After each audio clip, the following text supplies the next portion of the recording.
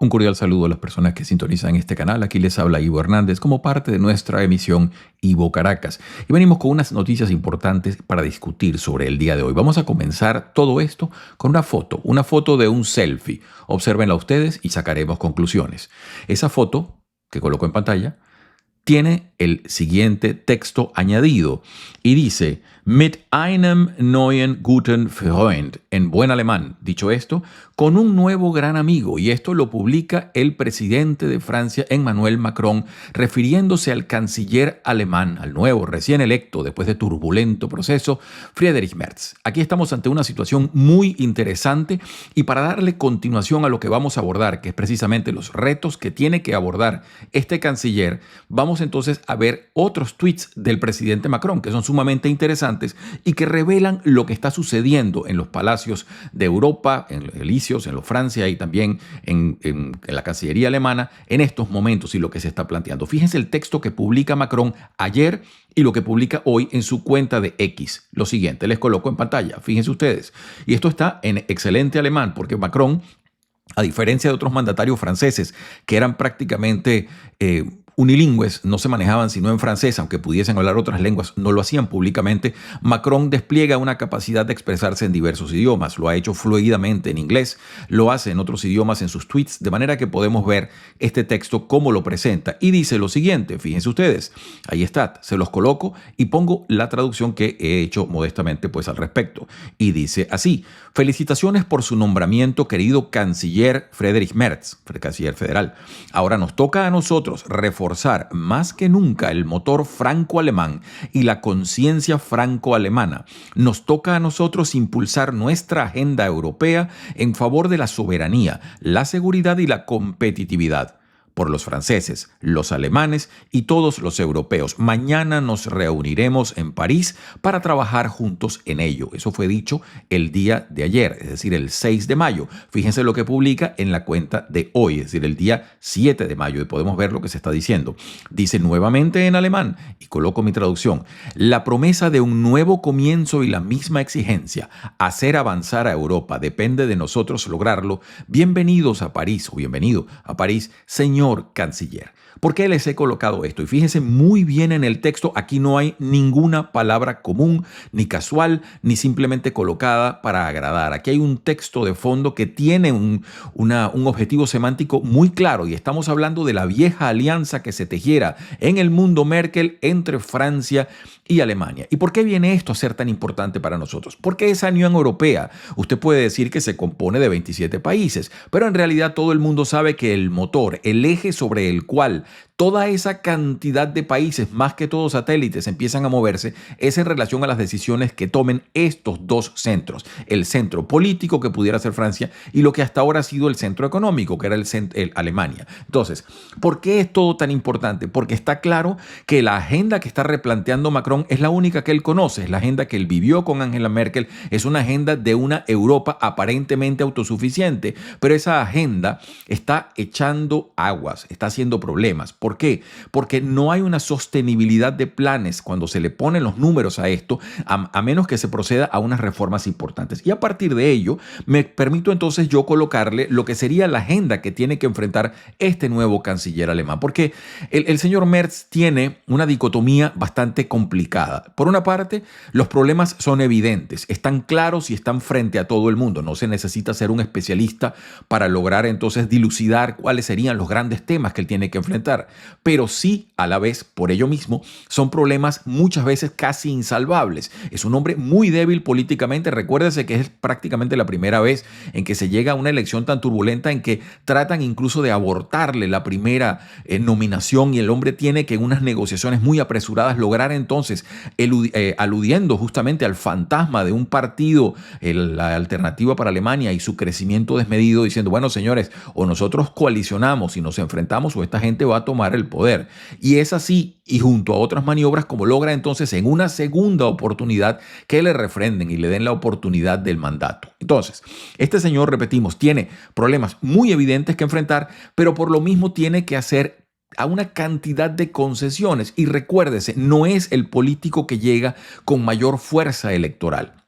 Es un sujeto que está repitiendo algo que Alemania ha conocido en los últimos 15 años, que es las llamadas grandes coaliciones, que es cuando los dos grandes partidos del estatus, el Partido Demócrata Cristiano y el Partido Socialdemócrata, unen fuerzas. Y cuando les digo unen fuerzas, no estoy hablando solamente de fuerzas parlamentarias. Estos son partidos que tienen grandes fundaciones, tienen grandes influencias en las universidades, en los medios, a todo nivel de la sociedad alemana. Y se está tratando justamente de eso, de tratar de capear el temporal que se está viviendo, puertas adentro y puertas afuera, ante un redibujamiento como el que ha planteado los Estados Unidos para Europa y para la geopolítica mundial, y ante un problema interno, cual ha sido la negación del descontento que tiene la población alemana ante diversos temas. Para citarles dos de los más grandes: el problema energético, que ha resultado catastrófico con el fracaso de la llamada Energiewende, o cambio de la energía, donde se pretendía virar a una potencia industrial y llevarla a ser solamente dependiente de materias de energías renovables y supuestamente gas ruso, pero eso se cayó. Esa primera. Y la segunda, el tema migratorio, que ha devenido en una catástrofe de incluso carencia de gobernabilidad en varias de las grandes ciudades de Alemania. Esto es un tema que muchos medios no han enfrentado quizás con la dureza con que debieran, y que tiene que desnudarse porque es un tema creciente y la población lo está manifestando en las urnas, que es como puede justamente protestar al respecto. Entonces les coloco rápidamente cuáles creo yo.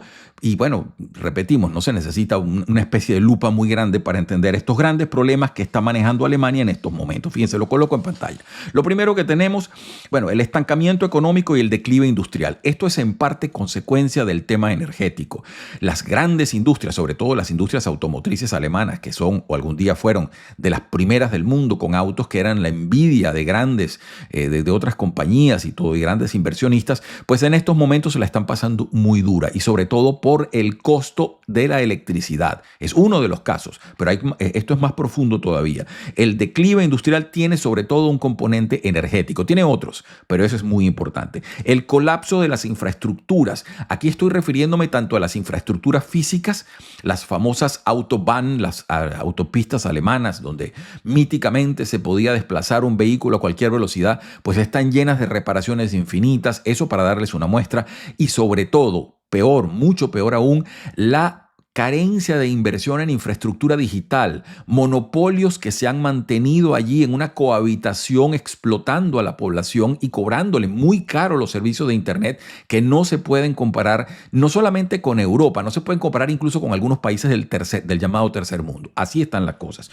Luego el problema migratorio, que como les decía es un tema sumamente grave, que tiene que ser resuelto de una manera contundente con una política migratoria. Esto es un tema para el cual mucha izquierda en Alemania ha hecho de esto su tabla de salvación de todo tipo, y es un tema difícil. El tema AfD, el crecimiento, ya no basta con llamarlos ultraderechas, ya esto hay que enfrentarlo de una manera política. Se les va a ilegalizar, se les va a dejar dentro del concierto de fuerzas políticas. Esto tiene que enfrentarse de alguna manera clara. El tema geopolítico y los Estados Unidos, bueno, huelga decir, luego de la guerra con Ucrania y luego la elección de Trump, este tema se ha puesto en la mesa y es uno de los temas más complicados, y seguramente gran parte de lo que estaba diciendo Macron allí alude a lo que estamos hablando. Luego Ucrania y la seguridad europea, y fíjense que lo pongo allí porque el tema Ucrania, pase lo que pase, resuélvase lo que se resuelva, va a seguir para Europa. Esto simplemente lo que ha hecho es abrir una compuerta que va a durar probablemente décadas en cerrarse, y que tiene que ver primeramente con este conflicto que hemos vivido y luego con la reconstrucción de ese país que ha quedado, buena parte de él, no todo, pero gran parte de él en ruinas, y también en ruina económica por los gastos que se ha tenido que incurrir. Gasto en defensa de la OTAN, preparación militar. Bueno, eso significa para Alemania unas erogaciones masivas. Ya se ha hablado de 100 millardos de euros al respecto. Se ha hablado de cantidades fantásticas. Habrá que ver si, como dicen los norteamericanos, talk is cheap, hablar es barato. Hay que poner la plata detrás del verbo. Luego la crisis energética que les decía, bueno, el fracaso de la Energiewende también, y la confianza pública, que va a ser en el caso de Merz un reto particular, pero que él tiene que subir esa cuesta. De otra manera, su gobierno puede no concluir el tiempo que está previsto, porque habría que ver cuáles serían las alternativas en caso de una falencia de gobernabilidad para ellos. Entonces, esto hay que tenerlo muy importante. Un punto ya para cerrar y no ser esto extraordinariamente largo. Les diría humildemente qué soluciones se le pueden proveer a esta situación. Como les decía, son relativamente sencillas de de elucidar aquí entre nosotros. El problema es llevarlas a la práctica, porque en las democracias justamente ahí radica el reto. No es solamente diagnosticar un problema, es una vez diagnosticado un tema y tenida clara la solución. Bueno, ¿cómo llevamos eso? ¿Quién le pone el cascabel al gato? Cuando yo les digo, por ejemplo, es muy importante mejorar la capacidad de defensa de Alemania y de Europa. Claro, eso está evidente. Son años en los cuales la administración Merkel se escabulló pagando mucho menos de lo que debía en sus deberes y manteniendo un ejército que no correspondía en su eficiencia a una nación de la importancia regional que tiene Alemania. Pero eso hay que cambiarlo. El problema es entonces, bueno, ¿cómo lo hacemos y cuánto cuesta? Cuando les digo mejoras en infraestructura digital y física, sí, eso es muy sencillo y se puede decir rápidamente. El problema es que tenemos que hacer un país que tiene que replantear su cableado de fibra óptica, por decir algo, de una manera radical. Y vamos a ver si esas compañías que se han beneficiado de una manera prácticamente ilimitada sobre una población que no ha disfrutado de unos servicios equivalentes en Internet, van entonces a producir estas inversiones y si el Estado va a dar algún tipo de facilidades en ese sentido. Hay un punto también que tengo acá que es, no se nombra tanto en los medios, que es enfrentar el crecimiento del aparato del Estado. Cuando usted analiza el Estado alemán en los últimos 20 años, el crecimiento ha sido realmente desmedido. Si bien la palabra burocracia la conocemos desde Max Weber y todos esos analistas que nos han planteado el tema de cómo crece la función pública en relación a la producción, que es lo que hace la sociedad.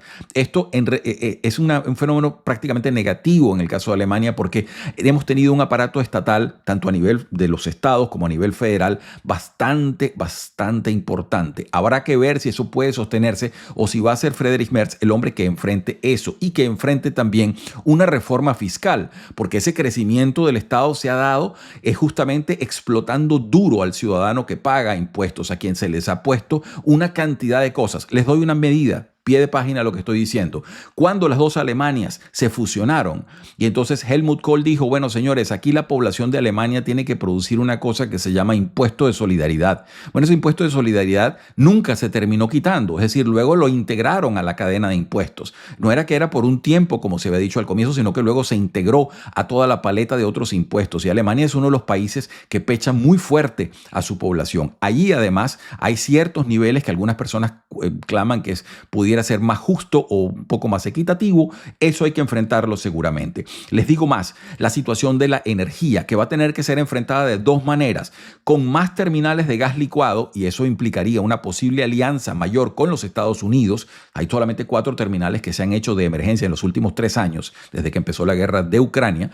Y por otra parte, el tema nuclear. Allí los verdes han hecho prácticamente un dominio sobre el tema. El Partido Verde alemán es un partido además casi medieval en sus postulados, contrario a otros partidos verdes que ven en la energía nuclear una posibilidad de luchar contra el cambio climático. Este Partido Verde, desde aquellos sujetos que tejían medias en los años 70 y 80 y llegaban al Parlamento con actitudes supuestamente contestatarias, ha puesto ancla en el tema y no deja que el tema nuclear vuelva a ser discutido. Y Alemania tiene que repensar. Tuvo alguna vez 19 reactores nucleares que producían alrededor del 23% de lo que sería el cartel de producción de energía. Eso se perdió, eso se acabó y terminó siendo sustituido por carbón y por gas y por una deficiencia sobre la cual se habla poco. Son temas todos que tiene que enfrentar este nuevo canciller y que, como les decimos, son evidentes, no son muy profundos, es decir, no hay que hurgar mucho en la situación, pero para enfrentar cada uno de ellos se requiere una musculatura política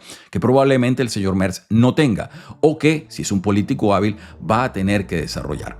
Es Ivo Hernández quien les habla, como siempre un gusto estar junto a ustedes. Si esto de alguna manera le motiva, por favor, denos un like, márquenlo con la campanita y esté pendiente de nuevas emisiones. Que tengan todos ustedes una feliz semana.